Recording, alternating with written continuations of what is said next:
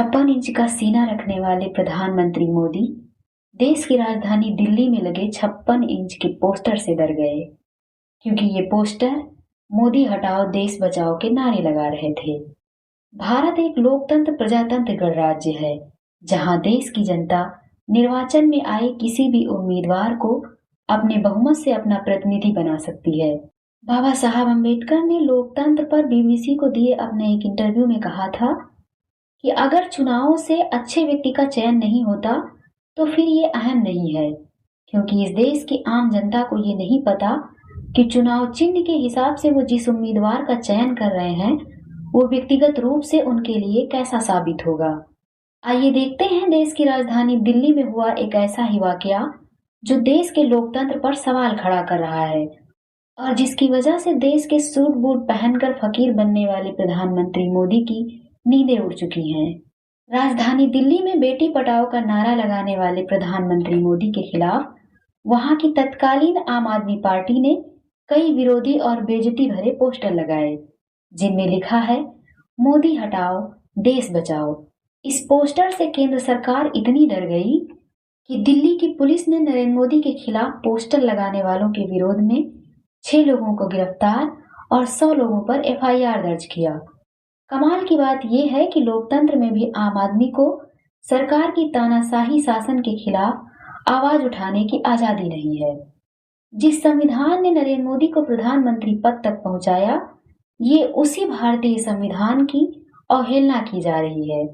इसके बाद राजधानी दिल्ली के आम आदमी पार्टी के कार्यकर्ताओं ने प्रधानमंत्री के खिलाफ सोशल मीडिया पर सवाल कसने शुरू किए।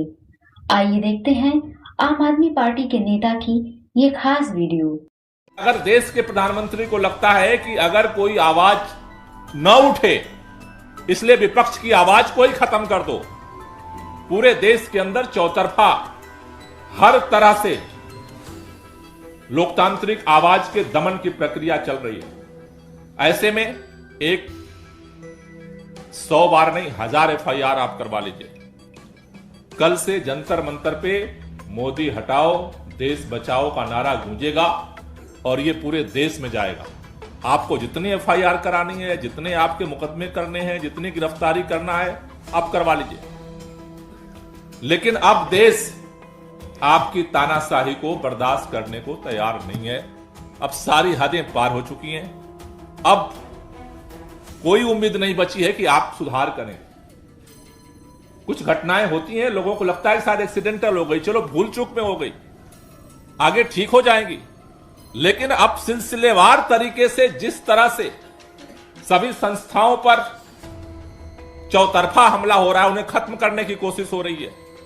लोगों के मन में एक दहशत पैदा करने की कोशिश हो रही है कि जो बोलेगा वो जेल जाएगा। ऐसे में अब देश के सामने एक ही समाधान है कि अगर स्वतंत्रता सेनानियों की विरासत को बचाना है, देश के संविधान को बचाना है, देश के लोकतंत्र को बचाना है, देश की संस्थाओं को बचाना है, देश को तरक्की के रास्ते पर ले जाना है, तो एक ही रास्ता है मोदी हटाओ देश बचाओ। और इसी नारे के साथ कल आम आदमी पार्टी अपने अभियान की शुरुआत करेगी और जो मिशन 2024 तक जाएगी। जंतर मंतर से आम आदमी पार्टी के एक नेता ने प्रदर्शनकारियों की गिरफ्तारियों के विरोध में केंद्र सरकार को निशाना साधते हुए कहा, एफआईआर लिखवा रहे हैं। एफआईआर जो लोग एफआईआर लिखवाने के लिए तैयार हैं वो मेरे साथ नारा लगाएंगे। जो डरेंगे वो नारा नहीं लगाएंगे। नारा क्या है? मोदी हटाओ, मोदी हटाओ, मोदी हटाओ। अब मैं मोदी जी से कहूंगा कि जितने लोग यहाँ नारा लगा रहे हैं और हम लोग जो यहाँ बैठे हैं, सबके ऊपर एफआईआर लिख के दिखाओ। सब पे एफआईआर लिखो। मोदी हटाओ, देश बचाओ, मोदी हटाओ, देश बचाओ, मोदी हटाओ, देश बचाओ।